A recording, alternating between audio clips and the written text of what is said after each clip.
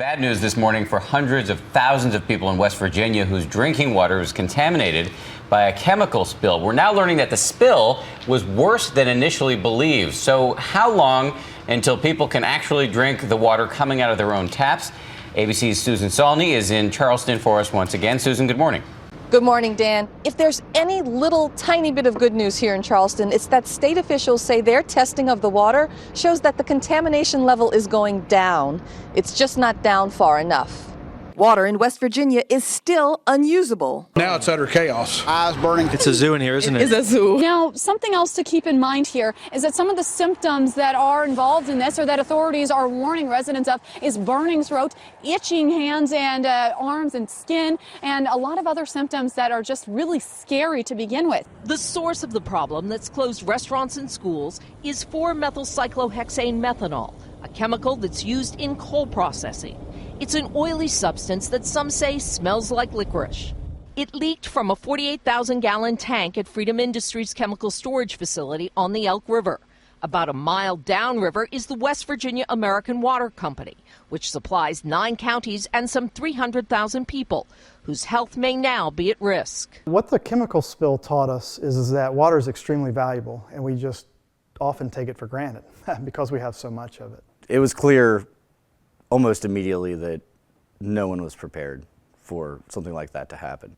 I was live on the air when the governor's first tweet went out basically announcing that this had happened. The one thing I do remember about it is that I was over at the state capitol earlier that day. I remember coming back and smelling something in the air, but not really thinking anything of it.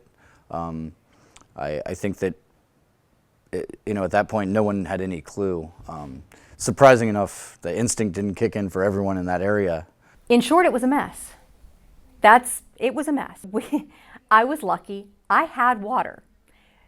But that meant I was sort of ground zero for people who needed showers, who needed to fill up water bottles, for people who just kind of wanted a place where they could get away from the no water situation wherever they were and feel a sense of normalcy for a little bit. So I was very, very fortunate. But our staff, our reporters, their families, many of them, I think nearly all of them, they lived in apartments and in homes where they didn't have water either. So this was a story that they were covering, but they were also experiencing firsthand. And that was really important because I think it added an additional sense of urgency. But what we saw from that chemical spill is that when we don't have water, it creates a serious, serious situation, and not one that's just, environmentalists care about it. Everybody cares about it. Citizens care about it. Businesses care about it. It's wildly important to us, and we see it when we realize it when it's gone or when it's not available to us. That was the first thing that the chemical spill told us, is just how valuable it is. The second thing it taught us is that we have to be protective of that water.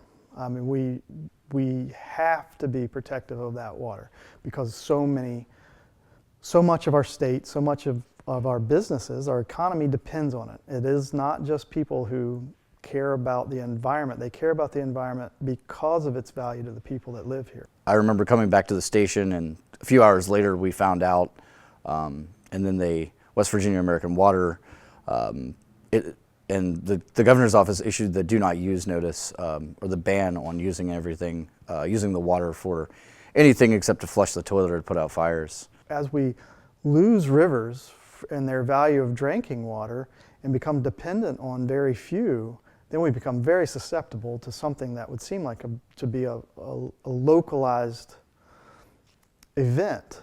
And instead, that localized event, it touched a third of the state, the residents. So there's a lesson in that, that the less we protect, the more dependent we become on a very, very scarce resource, the more vulnerable then we are to spills like this. Our newsroom became home for our staff. We didn't have water in our newsroom, so we were trucking in, bottled water where we could get it. We had people sleeping in their sleeping bags. People were working long shifts and staying up 24, 36 hours, 48 hours at a time to cover it. And we did that for a long time because this was really important, and we understood that this was important not just to us, but more importantly to the community as well. And it was an amazing experience.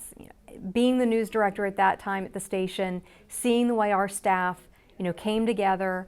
It didn't matter how tired they were. It didn't matter how dirty they were because they'd been out and about trudging around some site someplace. There was a real sense of purpose in what we were doing. And anyone who's a journalist can identify with that feeling. And you can work through just about anything when you have a sense of purpose.